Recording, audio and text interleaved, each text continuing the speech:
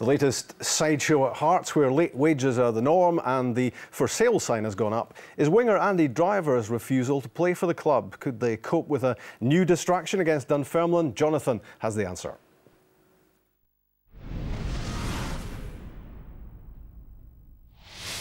There was drama before kick-off with Andy Driver dropped from the Hearts squad, the winger no longer willing to play under manager Paulo Sergio. Despite this, Hearts got off to the perfect start. Stephen Elliott with the goal to bring some festive cheer for the Hearts boss within the first 2 minutes. Not that he was showing it.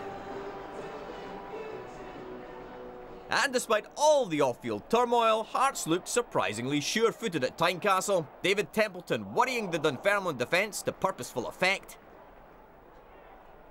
There was some even better work soon after from Ryan McGowan down the left-hand side.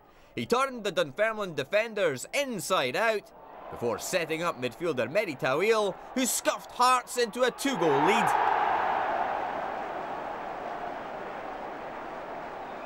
Great play from McGowan, and the shot from Tawil deceiving the Pars keeper Paul Gallagher.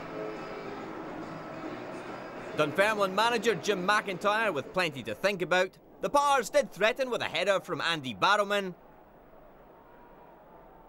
And in the second half, Marion Kello had to look pretty lively in the Hearts goal to keep out Liam Buchanan. But overall, it was Hearts who were playing like they didn't have a care in the world. Stephen Elliott rattled the side netting. And David Templeton thumped in another effort that was palmed away by Gallagher. The rumblings from the players over the wages hoo-ha is becoming increasingly loud, with an official complaint now filed with the SPL. Despite all that, Templeton rumbled a thunderous strike into the Pars net to make it 3-0.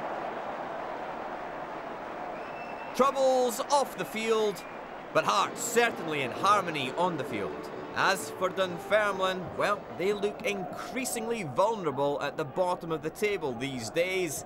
And by the end of this match, Hearts were pinging the ball around the home turf with a fair bit of swagger. Ryan Stevenson, the player, cutting inside to thump goalward. Scatchell with the follow-up header, clobbering poor old Paul Gallagher in the process. But nothing like a win to help lift the Tynecastle gloom. Worrying times, though, for injury-blighted Dunfermline. Killian, you probably have an ability to understand a bit more than most of us what's happening at Hearts, because when you've played some football in Bulgaria, you know about what ownership of a football club means over there, where owners make all the decisions. And they sometimes just pay players when they fancy paying them. Is that right? Yeah, I think it's just the culture, their mentality over Eastern Europe. Hear it now in a few Russian teams and a lot of places over there. Obviously, it's definitely unsettling. For it to happen here, I was pretty shocked. Never really hear about that happening in the UK. So for it to happen here is pretty unbelievable, I think. And what do you think about Andy Driver's disclosure that he doesn't want to play for Hearts anymore? Presumably disillusioned by maybe not just the late wages, etc., but just the way the general direction the club's going in. Yeah, I think he's probably looking to make a stand to kind of tell the owners and that they can't really they can't treat the players like this. The players are playing, training every day. They expect to be paid. Contract should be honoured. So he obviously has his reasons. And it's a waste of a special talent, as we can see from that. Yeah, definitely. He's a main player for them. When we're playing them, we'll be happy that he's not playing. So yeah, that'll be all right.